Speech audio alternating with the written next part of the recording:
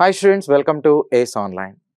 ఈ క్వశ్చన్ చూడండి, given below are two statements. Statement 1 వచ్చి viscosity of liquid decreases with increasing temperature అంటున్నాడు.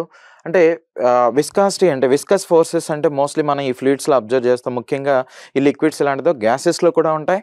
అయితే ఈ విస్కాసిటీ అంటే nothing but the resistance of flowness of లిక్విడ్స్ని విస్కాసిటీ అంటారు. అంటే టూ లేయర్స్ మధ్యలో అట్రాక్షన్ అనేది ఎక్కువగా ఉందనుకోండి, వాటికి విస్కస్ నేచర్ అనేది చాలా చాలా హై ఉందంటాం. అంటే మనం మనకు అర్థమయ్యే విధంగా మాట్లాడుకోవాలంటే బాగా చిక్కగా ఉందనేటువంటిదిగా చెప్పచ్చు. ఓకే, ఇక్కడ మీరు చూడండి. సో ఇక్కడ ఇచ్చినటువంటి వాటిలో దీనికి విస్కస్ ఫోర్సెస్ చాలా ఎక్కువగా ఉన్నాయి. అందుకనే వీటి యొక్క మూమెంట్ అనేది చాలా స్లోగా ఉంటుంది. సో అంటే విస్కస్ ఫోర్సెస్ ఎక్కువగా ఉన్నవి చాలా స్లోగా మూవ్ అవుతూ ఉంటాయి. సో అదే విస్కస్ ఫోర్సెస్ తక్కువగా ఉన్నటువంటివి ఫాస్ట్గా మూవ్ అవటం అనేటువంటిది అబ్జర్వ్ చేయొచ్చు.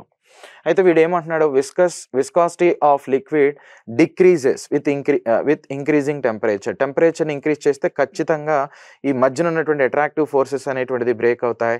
సో కాబట్టి విస్కాసిటీ అనేటువంటిది డిక్రీజ్ అవుతుంది. స్టేట్మెంట్ 1 అనేటువంటిది కరెక్టే. Next, the units of viscosity are KG per metre, next second square అనేటువంటిది ఇచ్చారు. బట్ ఇక్కడ వచ్చేసరికి స్టేట్మెంట్ 2 అనేది రాంగ్.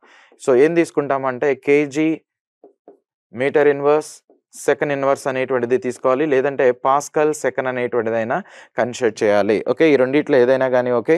సో ఎస్ఐ యూనిట్గా చెప్తారు విస్కాసిటీకి. కాబట్టి స్టేట్మెంట్ 2 అనేటువంటిది రాంగ్, స్టేట్మెంట్ 1 మాత్రం కరెక్టే. ఇక్కడ ఇచ్చినటువంటి వాటిలో ఆప్షన్ సి అనేటువంటిది చూడండి, statement 1 is correct but statement 2 is not correct. So కాబట్టి guys, option C is the right answer. ఇలాంటి ఇంట్రెస్టింగ్ వీడియోస్ కోసం మన ఛానల్ని లైక్ అండ్ సబ్స్క్రైబ్ చేయండి. Thank you.